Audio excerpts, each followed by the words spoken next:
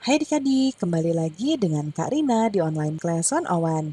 Kali ini kita akan belajar kelas 2 tema 3, subtema 2 hidup bersih dan sehat di sekolah. Di pembelajaran 3 ada pelajaran bahasa Indonesia, matematika, dan SPDP di halaman 68 sampai dengan 78. Nah, adik-adik untuk melihat video lain, adik-adik bisa klik di kanan atas video Kak Rina. Nanti akan ada rekomendasi playlist dan pembelajaran lain sesuai dengan judulnya, kelas berapa dan tema berapanya ya. Kalau mau yang lebih lengkap, adik-adik bisa klik di kolom deskripsi seperti ini. Nanti ada daftarnya nih adik-adik. Nah, misalnya adik-adik kan kelas 2 ya, jadi kita pilih yang kelas 2. Klik biru-birunya. Nah, kita nanti akan masuk ke playlist di kelas 2. Seperti ini. Misalnya kita mau lihat kelas 3 berarti kelas 2 tema 3 berarti yang ini ya, klik putar semua. Nah, nanti akan ada daftar playlistnya di sebelah kanan nih adik-adik. Nah, ini tuh dibuatnya berurutan, jadi adik-adik tinggal cari mau lihat subtema keberapa, pembelajaran keberapa, dan halaman berapa ya. Nah, kita mulai ya adik-adik. Dayu dan teman-teman belajar tentang ruang kelas yang tidak bersih nih adik-adik. Ya, dengarkan temanmu membaca teks percakapan guru, Dayu, dan teman-teman berikut ini. Kata guru, kata ibu guru, tahukah anak-anak ibu bagaimana kelas yang tidak bersih? Terus kata muridnya, tahu bu, kelas yang tidak bersih banyak sampah yang berserakan bu. Ya, lalu kata, ini biasanya yang rambutnya begini Udin nih. Benar bu, kelas yang tidak bersih juga banyak kuman bu, kata ibu guru. Bagus anak-anak, bagus anak-anak ibu, sampah harus dibersihkan, kemudian dipisahkan. Ada sampah basah dan sampah kering. Kita harus selalu menjaga kebersihan, ya. Nah, kita jawab pertanyaan. Karena sudah tuliskan pertanyaan dan jawabannya, kita lihat gambar tadi. Apa isi percakapan guru, Dayu, dan teman-teman? Nah, mereka tuh membahas kelas yang tidak bersih ya. Lalu ciri-cirinya apa sih? Ada sampah yang berserakan. Ya, boleh ditambahkan juga dan banyak kuman. Banyak kuman. Ya, kayak gini nih, banyak kuman. Kemudian bagaimana pendapatmu tentang isi percakapan guru, Dayu, dan teman-teman? Nah, kalau yang ini kita setuju ya, karena kita akan membersihkan kelas yang kotor. Kemudian, apa yang harus kamu lakukan jika melihat kelas kotor? Ya, pastinya akan membersihkan ya adik-adik. Lalu bagaimana sikapmu jika melihat teman membuang sampah di ruang kelas? Nah, kita harus menegurnya ya, dengan baik pastinya agar ia menjaga kebersihan dengan membuang sampah pada tempatnya. Karena kan tempat sampah sudah disediakan ya, jadi harus membuang di tempatnya. Berikutnya, nah ini ada teka-teki silang adik-adik, seru ya kalau kita main teka-teki silang nih. Nah, soalnya nanti kita jawab mendatar, yang mendatar tuh yang ke arah sini, menurun tuh yang ke arah bawah, ya. Nah, kita lihat soal pertama, binatang amat kecil yang menyebabkan penyakit. Apa ya adik-adik ya? Karina kasih petunjuk deh, depannya tuh K, belakangnya N. Apa adik-adik? Kuman ya, betul sekali, kuman. Nah, kemudian yang menurun sekarang, nomor 1, tidak mengandung air. Nah, kalau mengandung air kan basah. Kalau tidak mengandung air berarti lawannya adalah kering. Nah, kemudian yang nomor 2 mengandung air. Tadi Karina sudah sebutkan ya basah.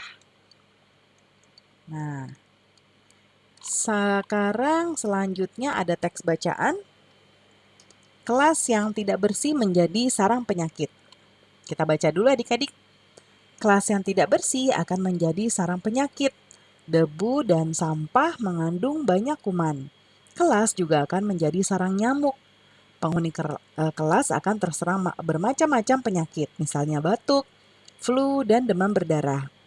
Menjaga kebersihan kelas menjadi tanggung jawab bersama ya. Guru dan siswa harus sama-sama menjaganya.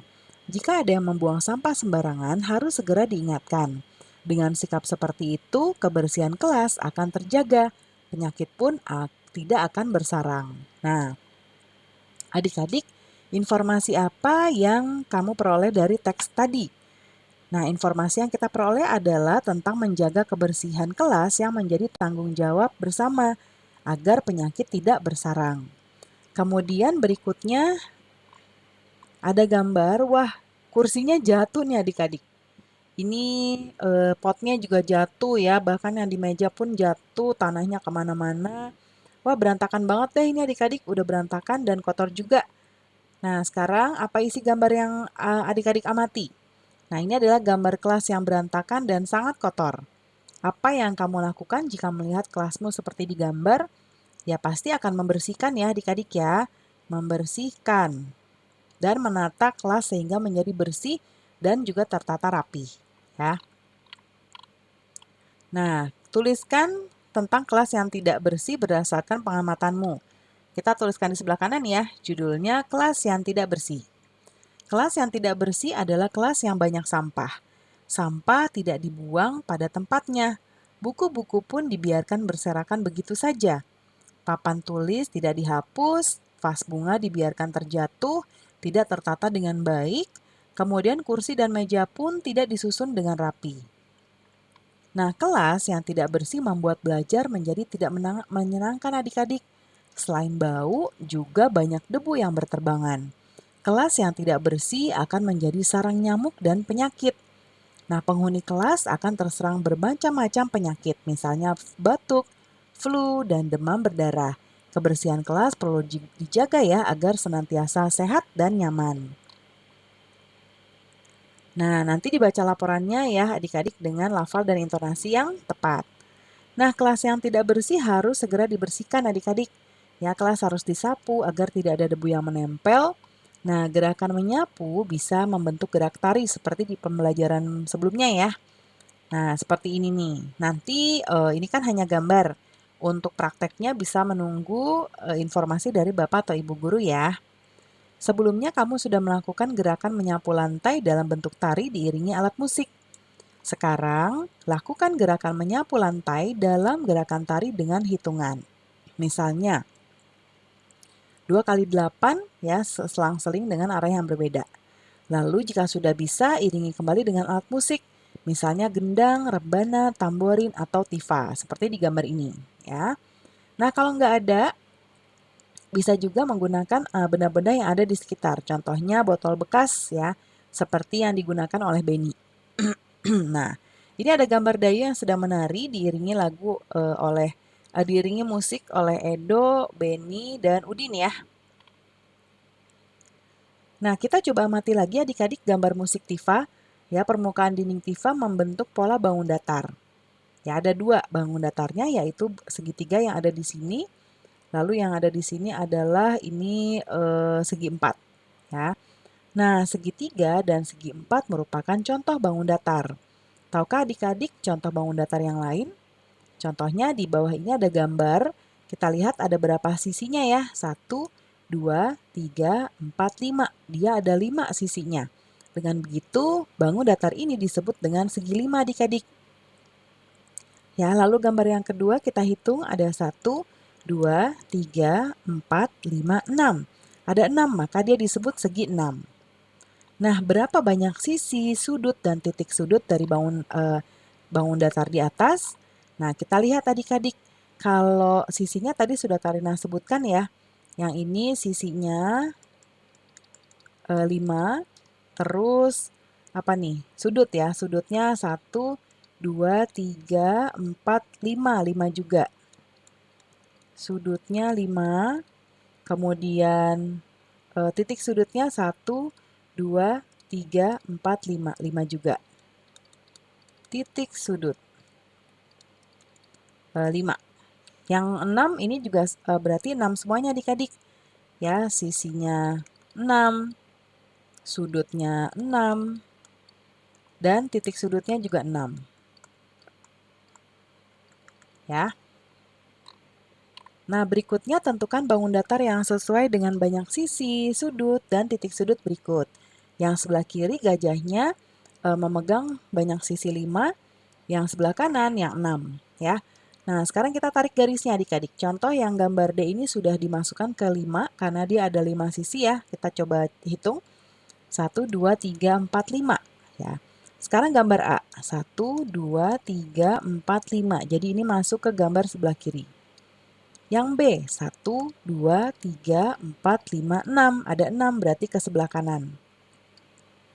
Yang C. 1, 2, 3, 4, 5. Ada 5 jadi ke kiri. Yang D tadi sudah dicontohkan, yang E 1, 2, 3, 4, 5, 6. Ada 6 jadi kita tarik garisnya ke sini ya.